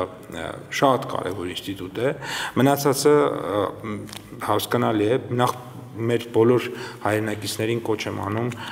ներդրումներ անելուց ամբողջ իրավական ռեժիմը ուշադիր նայել, իրենց պայմանագրային պարտավորությունների ուշադրություն դարձնել, որպեսզի այսպիսի իրավիճակում չհայտնվեն, մասնավոր դեպքեր առանձին եթե դիմում կլինի, ավելի կխորանանք պայմանագրային մանրամասնությունների մեջ եւ ավելի հիմնավոր կպատասխանենք ինչ որ բան կարող ենք անել, թե չենք կարող անել։ Շնորհակալություն, պարոն Թոնյան։ Շնորհակալություն, ես հավելեմ, որ հնարավոր է հարցի երկրորդ շերտ էլ կա, այսինքն կարող է հարցը կապված է նրա հետ, թե արդյոք ինքը այդ տարածքում նման շինություն կառուցելու իրավունք ուներ, թե չէ, այսինքն դա ինքնակամ է, ում հողի վրա է, միգուցե համայնքային սեփականություն է, միգուցե շրջակա միջավայրի պահանջներին չի համապատասխանում այդ ամեն ինչը, այստեղ ուզում եմ ասել, եթե խոսքը վերաբերում է ինքնակամ շինությանը, մենք ցավոք սրտի շատ դեպքեր ունենք, երբ որ քաղաքացիները իհարկե մեր զրուցակցի մասին չի խոսքը, բայց շատ դեպքերում մարդիկ մտածում են, որ ավելի լավ է այսօր թեկուզ ինքնակամ ձևով կառուցեն, վաղը մյուսօր մի կերպ դա կօրինականացնեն կամ օրենքի փոփոխություն կլինի եւ հնարավորություն կլինի, բայց մենք մշտապես այդ ճանապարհով գնալ չենք կարող, այսինքն եթե կանոն կա, ապա այդ կանոնից մշտապես շեղվելը բերում է իր հետևից նոր կանոնների խախտումների։ Ես կխնդրեմ, քանի որ ինֆորմացիան ամբողջական չի, թե բիզնեսի, թե տեղանքի, թե կոնկրետ շինության հետ կապված, մեր այս հաղորդման կազմակերպիչներին կամ կոորդինատորին կխնդրեմ իմ էլեկտրոնային մեյլի հասցեն փոխանցել մեր հարգելի հայրենակցին, թող ինձ իր կոնկրետ այդ դեպքի հետ կապված, կամ դեպք եմ ասում, կամ այդ բիզնեսի հետ կապված դետալները ուղարկի ինձ, ենթադրում եմ որոշ պետական մարմինների դիմաց կլինի, ավելի սպառիչ ինֆորմացիա իրեն ըստ արդեն մեզ տրամադրած ինֆորմացիայի կտրամադրենք։ Շնորհակալ ենք, մեր մյուս հարցը։ Բարև ձեզ, ես Ալինան եմ Բաբայան, ապրում եմ Արմավիրի մարզում։ Խնդրում եմ ասեք, թե ինչ քայլեր են ձեռնարկվում տնտեսական կախվածությունը մեկ երկրից վերացնելու ուղղությամբ։ Բազմիցս խոսվել է տնտեսության դիվերսիֆիկացման մասին։ Ինչ քայլեր կամ արդյունքներ կան այդ մասով։ Շնորհակալ եմ, կամ հիմնական հասցեատերը։ Ինչ ենք անում, նախ շատ ճիշտ եք ասում, որ դիվերսիֆիկացիան դա մենակ մեզ բնորոշ բան չի։ Դիվերսիֆիկացիան անհրաժեշտ է աշխարհի բոլոր պետություններին։ Աշխարհի բոլոր պետությունները փորձում են դիվերսիֆիկացնել իրենց տնտեսությունը։ Աշխարհի բոլոր կազմակերպությունները փորձում են դիվերսիֆիկացնել իրենց շուկաները, եւ նույնիսկ մարդիկ փորձում են դիվերսիֆիկացնել իրենց, տարբեր գիտելիքներ ունենան, երկու աշխատանք ունենան, տարբեր բիզնեսներ ունենան եւ այլն, այսինքն փորձում են մաքսիմալ այնպես անել, որ իրենք մեկ աղբյուրից կախված չլինեն, եւ սա առանցքային կարևորություն ունի։ Եվ ուզում եմ հատուկ նշել, որ սա որևէ պետության դեմ ուղղված չէ, եւ եթե օրինակ մենք որևէ ապրանք հիմնականում արտահանում ենք, ենթադրենք Ռուսաստանի Դաշնություն, մենք ձգտում ենք, որ դա այլ երկրներ էլ արտահանենք, ոչ ի հաշիվ Ռուսաստանի Դաշնության, այլ ավելի մեծ քանակ արտադրենք այդ ամեն ինչից այլ երկրների համար էլ նախատեսվի։ Եթե ինչ-որ մի բան հիմնականում արտահանում ենք եվրոպական շուկա, ձգտում ենք դա նաև պահել եվրոպական շուկայի քանակները, ավելացնել, բայց նաև Ռուսաստանի Դաշնություն արտահանել, արաբական աշխարհ արտահանել, Չինաստան եւ այլն։ Սա այսպես ասած ֆունդամենտալ գաղափարախոսական մասը։ Երկրորդ շերտում ինչ ենք մենք դրա համար անում։ Մենք դրա համար մի քանի մակարդակում գործողություններ ենք անում։ Գործողություն մեկը դա մեր օրենսդրության համապատասխանությունն է, մեր ստանդարտների համապատասխանեցումն է, միջազգային ուրեմն ստանդարտների եւ միջազգային աշխարհի օրենսդրության։ Օրինակ վերջերս մենք տնտեսական մրցակցության պաշտպանության մասին օրենքների փաթեթ ընդունեցինք, որտեղ վերցրել էինք այդ օրենքները եվրոպական դիրեկտիվներից։ Ընդունեցինք սպառողների իրավունքների պաշտպանության մասին օրենքներ, որոնք որ ելի վերցրել էինք եվրոպական միության դիրեկտիվներից։ Բազմաթիվ ստանդարտներ վերցնում ենք ԵԱՏՄ ամենաբարձր ստանդարտները, Եվրոպական միության ամենաբարձր ստանդարտները, որպեսզի մեր ապրանքները, երբ որ արտադրվում են, փորձեն արտահանվեն, իրենք բարձր որակի ապրանքներ լինեն եւ կարողանան վաճառվել Եվրոպայում, Ռուսաստանում, Չինաստանում, Ամերիկայի Միացյալ Նահանգներում, Մերձավոր Արևելքում, աշխարհի ցանկացած կետում իրենք կարողանան վաճառվել։ Շատ կարեւոր է դրա համար տեխնոլոգիական հագեցումը։ Երբ որ ես խոսում եմ մեր տնտեսական արտադրողականության ավելացման ծրագրերի մասին, որտեղ մենք տոկոսադրույքներ ենք վճարում, հենց դրա համար ենք վճարում, որովհետեւ ինքը մեր սովետական սարքավորումը կարողանա փոխարինի գերմանական սարքավորմամբ, որպեսզի, չգիտեմ,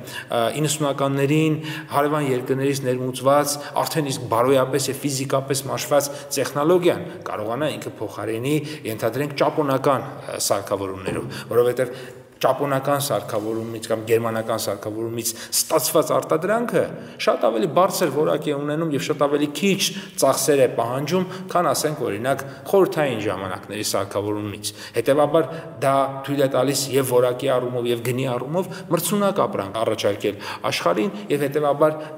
այդ դեպքում մեր ապրանքների վաճառքների հավանականությունը մեծանում է եւ հետևաբար դիվերսիֆիկացիան ավտոմատ տեղի ունենում։ Ես պատահական չնշեցի սերտիֆիկացիան ծրագրի մասին։ Ինչու, որովհետև եթե դու ուզում ես ինչ-որ ապրանք վաճառել Միացյալ Նահանգներում, դու պետքա ունենաս սերտիֆիկատ։ Այդ սերտիֆիկատը էժան չի։ Ամեն մի փոքրիկ դետալի սերտիֆիկատը կարա մի քանի $1000 արժենա։ Դա հասկանում ենք, որ մեծ ծախս է, եւ դրա համար ասում ենք, ամեն սերտիֆիկատի համար ծախսերի 50% փոխհատուցում ենք։ Այսինքն բիզնեսը արտադրեց, ուզում է դիվերսիֆիկացվի, գնա ամերիկյան շուկա։ Շատ լավ, դա ծախս է։ Այդ ծախսի մի մասը մենք իրեն աջակցում ենք, որպեսզի տալիս ենք, որպեսզի իր համար դա հեշտ լինի։ Այս առումով պետք է նշել, որ սա անընդհատ գործընթաց է, բավականին լավ արդյունքներ ունենք։ Ես վերջերս ամփոփել էի կիսամյակի արդյունքները, օրինակ մեր այն մի ծրագրի, որտեղ ասում ենք, որ Եվրոպական միության շուկա, եթե դու արտահանում ես, մաքսատուկի փոխհատուցում ենք տալիս եւ արձանագրության մեջ կար։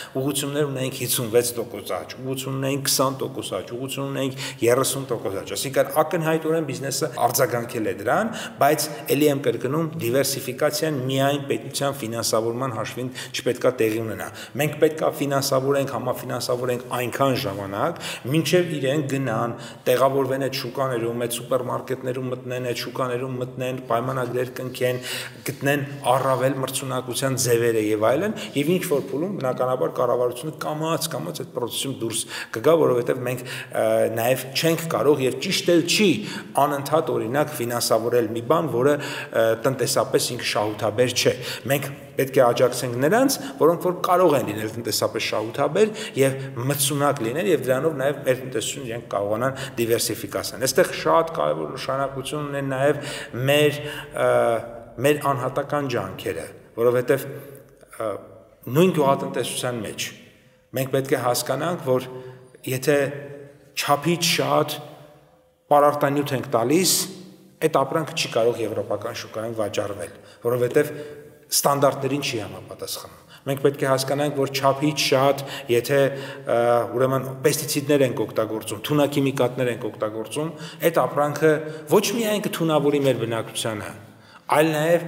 չի կարողանա արտահանվել այդ շուկաներ, որովհետև դրա համար էլի գիտելիքի վրա ենք ուշադրություն դարձնում, որովհետև աշխարհում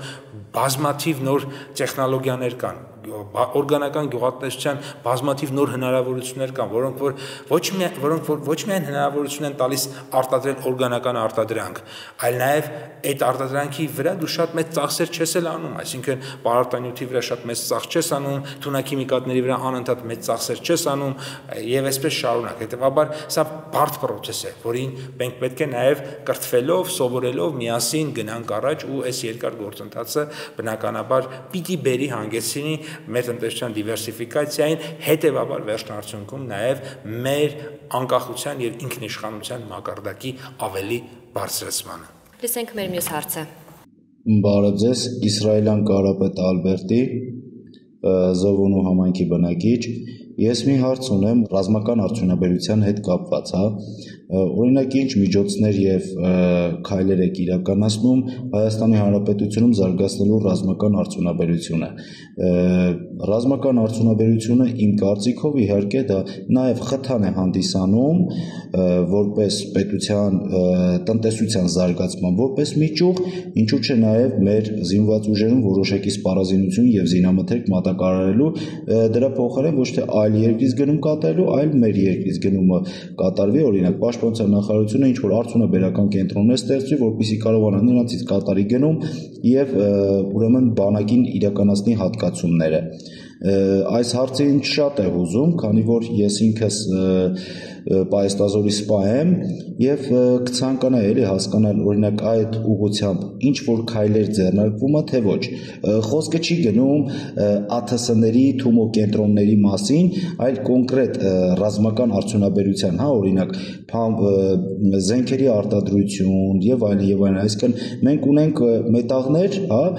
որոնցից կարող ենք օրինակ պատրաստել, ինչու՞ չէ նաեւ կարելի է ծրագրեր իրականացնել բուհերում, օրինակ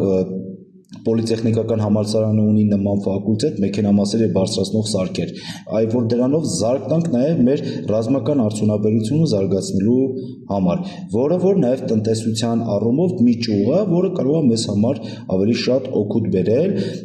եւ այդ գումարները պահենք մեր պետության ներսում։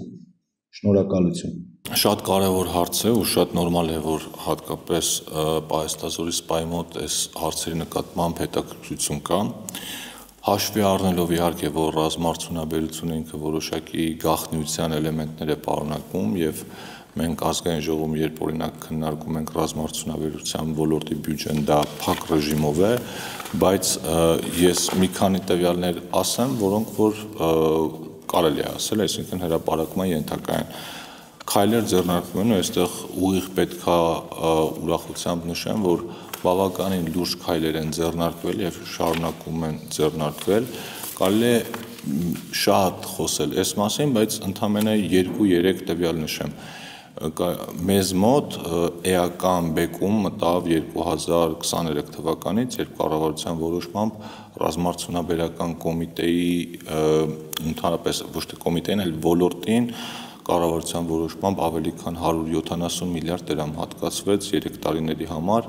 որը ըստ էության զարգատվել մեր մոտ տեղական արտադրություններին։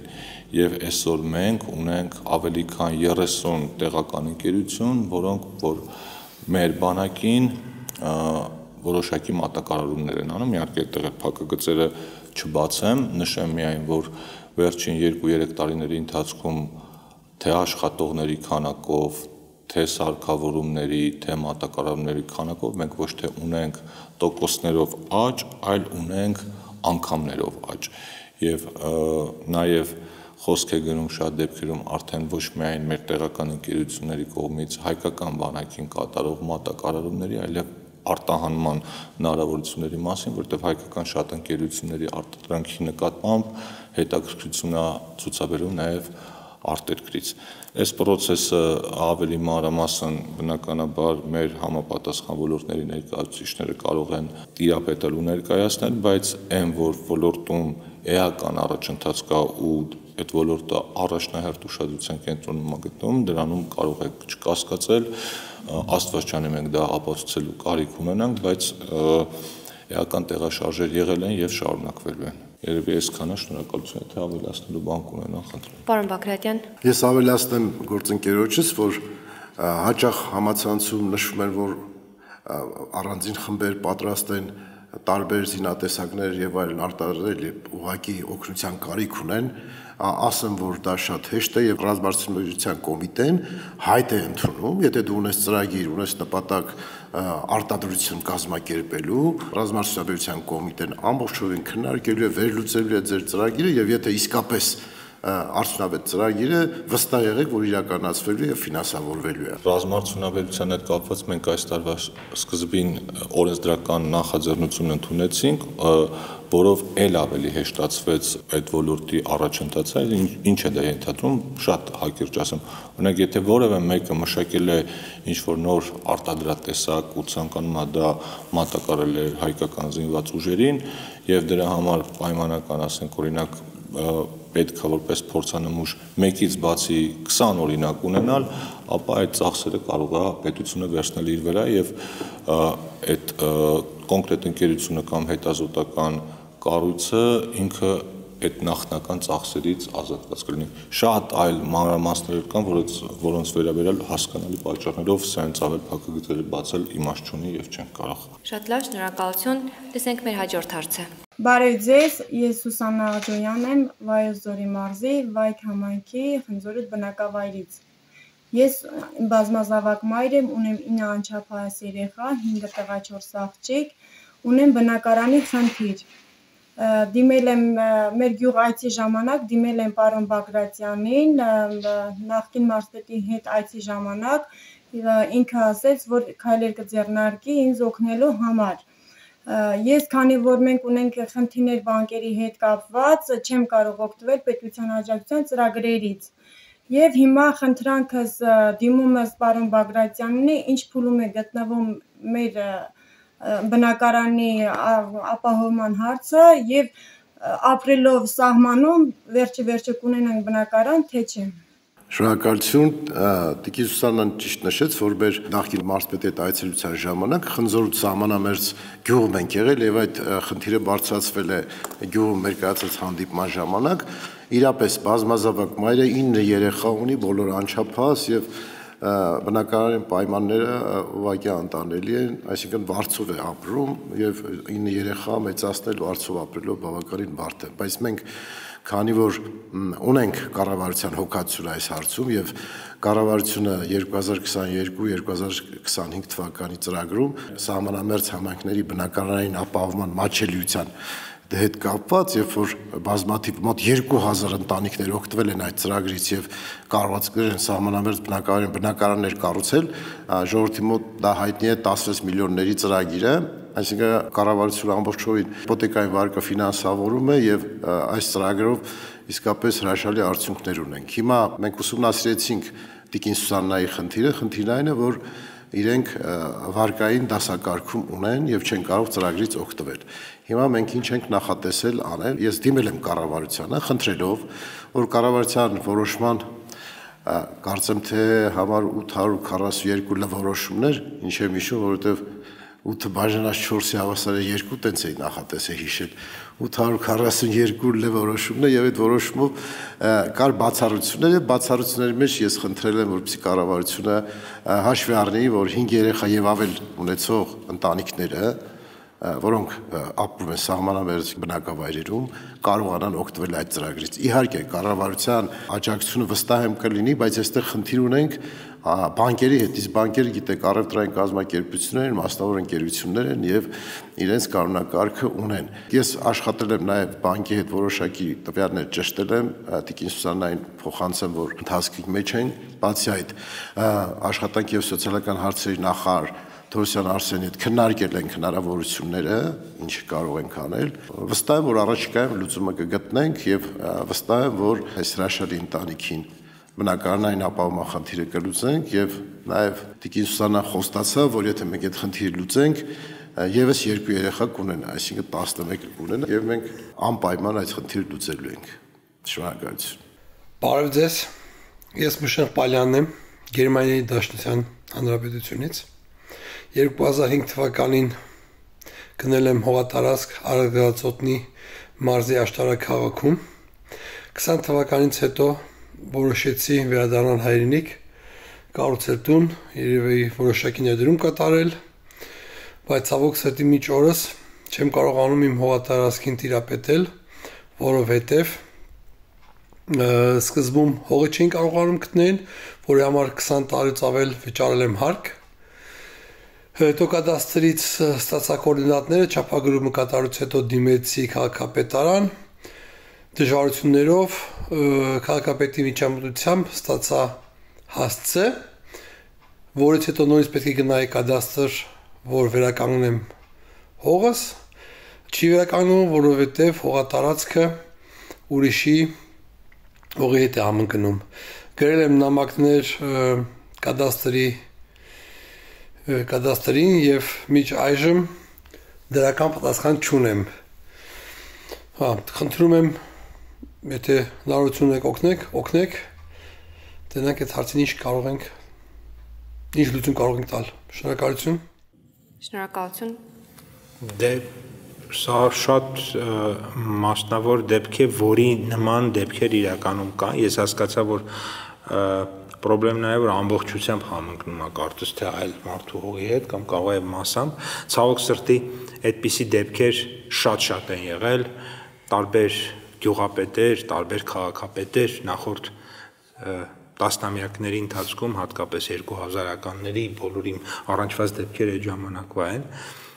շատ մոտավոր ինչ-որ գնահատականներով ինչ-որ հողեր են տրամադրել մարդկանց ու պարզվել է, որ օրինակ հողի կեսը եւ այս մարդու սեփականության մեջ կա այս մյուս եւ մեկ այլ մարդու,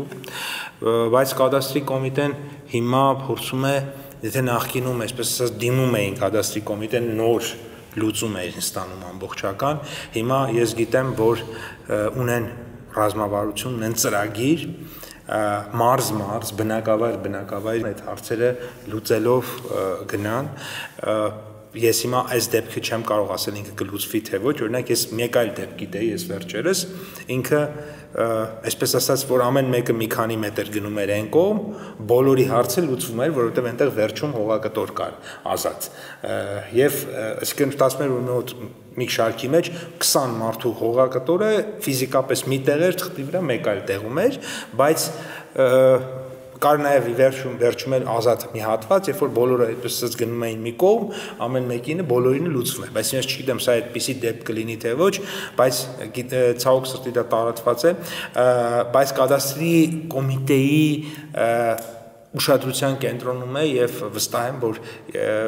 հնարավոր լինելու պարագայում բոլոր միջոցները կձեռնարկվեն, որպեսզի եւ այս քաղաքացու եւ մյուս քաղաքացու իրավունքները չոտնահարվեն, իրենք իրենց սեփականության իրավունքին կարողանան տիրապետեն, որովհետեւ ես արդեն իսկ նախորդիվ նշեցի, սեփականության իրավունքը եւ մեր սիրելի քաղաքացու եւ մեր բոլոր քաղաքացիների պաշտպանված է սահմանադրությամբ, կառավարությունը երաշխավորն է դրա եւ բնականաբար այն ինչի արդյունքում, այսինքն այդ ոչ թվայնացման, չգիտեմ, հաճախ կոռուպցիայի եւ այլնի արդյունքում այս մարդիկ, հազարավոր մարդիկ այս խնդիրների առաջ են կանգնած, բայց պիտի լուծենք նաեւ այդ տարիների չթվայնացվածության եւ կոռուպցիոն ռիսկերի հետևանքներն ու խնդիրները, որովհետեւ մեր քաղաքացիները իրավունք ունեն եւ պետք է իրենք ամեն մեկը տիրապետի իրեն իր սեփականությանը ամբողջ ծավալով։ Խնդրեմ, պարոն Թունյան։ Ես նման խնդիրների հետ շատ եմ առնչվել, որովհետեւ ազգային ժողովում այդ հարցերով ունեցել են քաղաքացիների տարբեր խմբեր։ Խնդիրն այն է, որ եթե մենք գնում ենք մի ճանապարհով, որ տվյալները ճշգրտվում են, ի հայտ են գալիս այդպիսի խնդիրներ, երբ արդեն կոորդինատները հստակ են ու հողի վրա փորձում են հասկանալ, որ քաղաքացու հողը որն է, կարող է ի հայտ գալ մի իրավիճակ, երբ 3-4 հողատարած կարող են ընկնել իրար վրա։ Այս դեպքում կադաստրի կոմիտեն ընդամենը այդ սեփականությունը գրանցողն է եւ կադաստրի կոմիտեն պիտի տվյալների հիման վրա գրանցի կամ չգրանցի, բայց հարցերի լուծումը բազմաշերտ է, այսինքն կադաստրի կոմիտե, համայնք, քաղաքացիներ, պետական այլ մարմիններ ու պիտի, չգիտեմ, այդ պատասխանը ինչքանով հաճելի չի լինի կամ սպասված չի լինի, բայց խնդիրը շատ բարդ է իրականում ու հեշտ չի։ Բայց կարևորը նպատակն ու լուծումը մեր առաջնահերթությունների մեջ են էլի ու պարոն Պապայանի խոսքը այս առումով շարունակելով ասեմ, որ այդ խնդիրների լուծումը ոչ միայն հենց կոնկրետ քաղաքացիների շահերից է բխում, այլ հենց պետության շահերից, որովհետև այդ կախված վիճակը նշանակում է, որ փաստացի մենք ունենում ենք շրջանառությունից դուրս եկած պոտենցիալով չօգտագործող գույքեր, ինչը մեր տնտեսական ակտիվության վրա է ազդում, բայց պիտի շատ դեպքերում նկատի ունենք, որ այստեղ կարող է փոխզիջումների կարիք է լինի ու եթե տեղերում օրինակ քաղաքացիները իրենց հետ ու համայնքի հետ կարողանան որոշակի համաձայնության գալ, այդ դեպքերը շատ ավելի արագ կլուծվեն, բայց չեմ ուզում լրացուցիչ լավատեսություն հաղորդել, պիտի նկատի ունենալ, որ խնդիրը շատ համատարած է ու բավականին բարդ։ Շնորհակալություն եւ լսենք թերևս մեր վերջին հարցը։ Ողջույն բոլորին, ես Պետրոսյան Նարինեն եմ Երևանից, հարցս հետևյալն է։ Զբոսաշրջության զարգացման վերաբերյալ ինչ պետական աջակցության ծրագրեր կան եւ ինչ է անում կառավարությունը մարզերը եւս գրավիչ դարձնելու համար։ Շնորհակալություն։ Պարոն Պապոյան։ Շնորհակալ եմ հարգելի Նարինե հարցի համար։ Շատ մեծ ջանքեր, միջոցառումներ եւ ֆինանսներ ենք ներդնում եւ դրա արդյունքում ներքին զբոսաշրջությունը միջինում վերջին տարիներին տարեկան 20%-ով աճ է ապրել եւ իհարկե նաեւ ներգնա զբոսաշրջությունն է վերջին տարիներին էական աճել եւ մենք աշխարհային եզակի երկրներից էինք, որ յետ կովիդյան թվերը առաջին այսպես ասած հաղթահարողներից ենք եղել։ Ինչ ենք մենք անում, օրինակ միայն այս տարի 15 փառատոն ենք ֆինանսավորել, համաֆինանսավորել, օրինակ ես շաբաթ օրը Արթիկ համայնքի նոր կյանք բնակավայրում էի, որտեղ Ղափամայի փառատոնն էր անցկացվում եւ այդ միջոցառմանը մի 2000 մարդ կար եւ ակնհայտորեն դրանք միայն նոր կյանքցիները չէին, որովհետեւ նոր կյանքում այդքան բնակչություն չկա ուղղակի։ Դե կարծեմ նոր կյանքում 1500 մարդ է գրանցված։ Ակնհայտ է, որ հիմնականում մի զգալի մասը դրանք հարակից բնակավայրերից, հարակից համայնքներից, Երևանից ժամանած մարդիկ էին եւ սա օրինակ մեկ օրինակ կամ եթե նկատած կլինեիք Երևանը եւ մարզերը գեղեցկացրած մեր օդապարիկները, դա եւս մեր փառատոններից է, որը էլի աջակցում է էկոնոմիկայի կառավարությունը, էկոնոմիկայի նախարարությունը, զբոսաշրջության կոմիտեն, հա, այս շղթայով է տեղի ունենում։ Ինչ ենք անում բացի այդ զբոսաշրջային տեղեկատվական կենտրոններ ենք կառուցում եւ ենթակառուցվածքային ներդրումներ ենք անում մեր համայնքներում։ Օրինակ, ինչ տեսք ունի այսօր Գառնին, ինչ տեսք ունի այսօր Գյումրին, ինչ տեսք ունի այսօր Գորիսը, ինչ տեսք ունի այսօր Դիլիջանը, դրանք բոլորը կառավարության զբոսաշրջային ենթակառուցվածքների զարգացման շնորհիվ է, որովհետև այն տեսքը, որ ունի Գորիսը,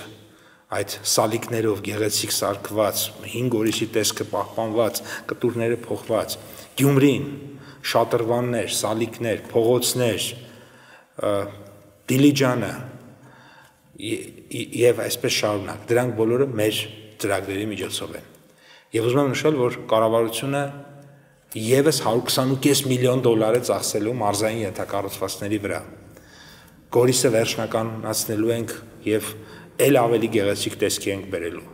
Ունենալու ենք Արենի գինու կլաստերը, ունենալու ենք Եղեգիս ագրո կլաստերը, Ջերմուկը ինչ տեսք ունի։ Ջերմուկում հսկայական ծախսեր են արել եւ ել ավելի շատ ծախսեր են անելու, որպեսզի քաղաքի զբոսաշրջային տեսքը այսօրվա տեսքից, այսինքն հսկայական մի քանի տասնյակ միլիոն դոլարի ծախսվել է, եւս էլի ծախսելու ենք, որպեսզի ել ավելի բարձր մակարդակի բերենք։ Դվինը Գյումրիի վրա ենք շարունակական ծախսեր անելու էլի, Դիլիջանի համար եւ այսպես շարունակ, այսինքն բազմաթիվ ծրագրեր կան, ապարան, Ծաղկաձոր եւ այլն, որտեղ պետությունը ենթակառուցվածքներ է կառուցելու, աջակցելու է եւ բնականաբար դրա շուրջ բիզնեսը զարգանում է։ Միևնույն ժամանակ մեծ ջանքեր են գործադրում արտաքին շուկաներում Հայաստանի մարքեթինգային, զբոսաշրջային կերպարը ձևավորելու ուղղությամբ եւ դրա արդյունքում մենք նպատակ ունենք 2030 թվականին Հայաստանում ունենալ 3 միլիոն զբոսաշրջիկ, հիմա 2.2-2.3 միլիոն է։ Եվս 7-ից 800 հազար զբոսաշրջիկ այս քանակի վրա եւ բնականաբար դրա հիմնական շահառուներն են լինելու մարզերը, որովհետեւ մենք մեր երկիրը դիրքավորում ենք որպես էկոզբոսաշրջության, որպես գաստրոզբոսաշրջության, որպես գինու զբոսաշրջության եւ որպես ձմեռային туриզմի երկիր եւ այս ամբողջ զբոսաշրջային ակտիվների մեծ մասը գտնվում են մեր մարզերում, հետեւաբար մարզերի համար զբոսաշրջային առումով առաջիկա տարիներին շատ մեծ փոփոխություններ են լինելու, շատ մեծ ներդրումներ, շատ մեծ հոսքեր եւ բնականաբար սիրելի մարզաբնակ մեր քաղաքացիներ պետք է պատրաստվել, դուք էլ ձեր ներդրումները պետք է անեք, ամեն մեկս պետք է մեր մասնաբաժին ներդրում անի, որպեսզի կարողանա այդ հոսքերից, այդ եկամուտներից իր մասնաբաժինը վերցնել, որովհետև պետությունը դա անում է ձեր համար, պետությունը սալիկապատ ճանապարհը եւ այգին կառուցում է, որպեսզի զբոսաշրջիկը գա այդ տեղով քայլի, վայելի այդ ամեն ինչը, բայց դուք էլ պետք է կողքը ռեստորան, խանութ, սրճարան, հյուրանոց, պատշաճ տաքսի ծառայություն, այսինքն ամեն մեկս մեր գիտելիքի, մեր ունեցած հնարավորության չափով պետք է դրան նպաստենք, որովհետև եթե տաքսի ծառայության որակը լավը չեղավ, մի անգամ կգնա, էլ չի գա։ Եթե սրճարանում սուրճի որակը կամ սպասարկման որակը լավը չեղավ, մի անգամ կգա, էլ չի գա։ Եթե հյուրանոցում մաքրությունը լավը չեղավ, մի անգամ կգա, էլ չի գա։ Այսինքն դուք էլ ձեր մասով պետք է ձեր աշխատանքը կատարեք, որպեսզի կարողանանք այդ ամբողջ եկամուտները վերցնել եւ շարունակաբար ավելացնենք եւ դրանով հզորացնենք Հայաստանը եւ ձեր կենցաղը, ձեր ընտանիքի կենցաղը եւ բարեկեցությունը դրանով բարձրացնենք։ Շատ կարճ ավելացնեմ, կարելի է։ Նախ երբեմն շատ դժվար է տարանջատել մարզային զբոսաշրջությունն ու Երևանը, որովհետեւ եթե զբոսաշրջիկը մի քանի օրով գտնում է Հայաստանի Հանրապետությունում, շատ դժվար է պատկերացնել, որ ինքը այդ ամբողջ ժամանակահատվածը անցկացնելու է Երևանում, ու շատ ավելի մեծ է հավանականությունը, որ ինքը այցելելու է մարզեր։ Երկրորդ հանգամանքը կան բազմաթիվ ծրագրեր, որոնք առաջին հայացքից զբոսաշրջության ուղիղ նպատակ չունեն, կարող է իրականացվել տարածքային կառավարման նախարարության կողմից, ճանապարհաշինության, կրթության, գիտության նախարարության կողմից, բայց դրանք խթանում են զբոսաշրջությանը։ Ասենք, եթե մեզ մոտ կառուցվում են ճանապարհներ, կարող ունենանք շատ լավ պատմամշակութային հուշարձան, լավ գովազդենք, բայց այդտեղ ճանապարհ չլինի գնալու, կամ ինչ-որ գեղատեսիլ վայր, որտեղ ճանապարհ չլինի գնալու, ամենալավ օրինակներից մեկը օրինակ Պարզլիշ տանող ճանապարհն է։ Ես կարծում եմ, որ մեր համակարգացիները կհիշեն, ասենք, օրինակ մի քանի տարի առաջ այդ ճանապարհի վիճակը 6-7 կիլոմետրանոց ու հիմա, կամ օրինակ, եթե կան պատմամշակութային հուշարձաններ, իրենց վրա կատարվող վերանորոգման աշխատանքները, արդիականացումը էլի նպաստում են այդ ամեն ինչին, եւ վերջինը ուզում նշել, որ Հայաստանում տեղի են ունենում հատկապես վերջի տարիներին խոշոր միջոցառումներ, սկսած հայտնի աստղերի համերգներից, տարբեր գիտական, սպորտային, մշակութային իրադարձություններից, որոնք մեծացնում են հետաքրքրությունը զբոսաշրջիկների այցերը մեր երկիր, որից անուղղակիորեն նաև մարզային զբոսաշրջությունն է շահում, ու այստեղ ես էլ եմ երկրորդում էկոնոմիկայի նախարարին, որ շատ կարևոր է, որ մեր Երևանից դուրս գտնվող այն բնակավայրերում, որտեղ որ տուրիստական հոսքերը ավելի շատ են ու ակնկալում է, որ կմեծանան, իրենք համապատասխան ծառայություններով փորձեն գրավիչ դարձնել իրենց բնակավայրերը, որտեղ ամենալավ գովազդի ձևը հենց տեղում մեկ անգամվա փորձառությունն է, որը զբոսաշրջիկի իր հետ տանելու է Հայաստանի Հանրապետությունից։ Շնորհակալություն։ Պարոն Բագրատյան, հրաշալի ծրագրեր ունենք եւ նախարարը նշեց իր խոսքում, ես կառանձնացնեի մարզային ծրագրեր, քանի որ հարց ուղղված էր մարզերի զարգացման հետ։ Փորձեմ Վայոց ձորի հետ կապված Արենիի կլաստերը, Ջերմուկի կլաստերը եւ Երագիսի կլաստերի մասին բարձրացնել, որովհետեւ մեր համակարգացիներին պետք է անպայման տեղեկացնենք, որպեսզի իրենք ծրագրերով հանդես գան եւ նաեւ արտերկրի մեր հայրենակիցներին դիմենք, որպեսզի ներդրումներ արվի եւ նաեւ կարողանան ծրագրերը համադրել Եվրամիության կողմից մոտ 20 միլիոն եվրոյի ներդրումներ են նախատեսում, կարողանան այդ ծրագրերը համադրել իրենց ծրագրերին եւ կարողանակությունները մեծացնել։ Դոստը հրաշալի Վայոց այդ հատվածում հրաշալի համալիրներ կան, սկսած Սմբատաբերդի, Ցախածքարի, Զորաց վանքի, Շադի վանքի եւ բազմաթիվ են եկեղեցիներ, որտեղ իսկապես կոմունիկացիաների կառուցման խնդիր ունենք, այս բանին եթե մենք կարողանանք այս հնարավորությունը օգտագործել, ճիշտ կարող ենք համակարգված այլևս մեր զբոսաշրջային այս երթուղիների ծրագիր ունենալ այս ամենը եւ դրանով հնարավոր է զբոսաշրջիկը մեկ շաբաթ առնվազն Վայոց ձորում կարողանա հնարավոր այցելություններն անել, դրանով իսկ հսկայական գումարներ նաեւ վաստակեն մեր համակարգացիներ զբաղվելով հենց ագրոտուրիզմով, որտեղ տվյալ ծրագիրը նախատեսվում է հատկապես ագրոտուրիզմի բաղադրիչ։ Այս մասն ցանկանում փոխանցել մեր հայրենակիցներին եւ շնորհակալություն կառավարությանը այս ջանքերի համար։ Շնորհակալ եմ հարգելի գործընկերներ մեր քաղաքացիների հարցերին պատասխանելու համար։ Տեղեկացնեմ, որ ստացված հարցերը բավականին շատ են եղել եւ այսօր եթերաժամանակի սղության պատճառով ընդգրկվել էին այսքանը, այն հարցերը, որոնք այսօր եթերի ընթացքում չհնչեցին, իրենց պատասխանները կստանան ըստ աշխատանքային ընթացակարգի։ Նշեմ նաեւ, որ հարցնում է քաղաքացին հաղորդաշարի շրջանակում անդրադարձ կկատարվի նաեւ այլ ոլորտների եւ հաջորդ թեմաներին ծանոթանալու համար հետևեք կառավարության եւ ազգային ժողովի պաշտոնական էջերին, իսկ ձեր հարցերը կարող եք ներկայացնել WhatsApp հավելվածի միջոցով 044 900 800 հեռախոսահամարով։ Այսօր այսքանը, շնորհակալություն, հաջողություն։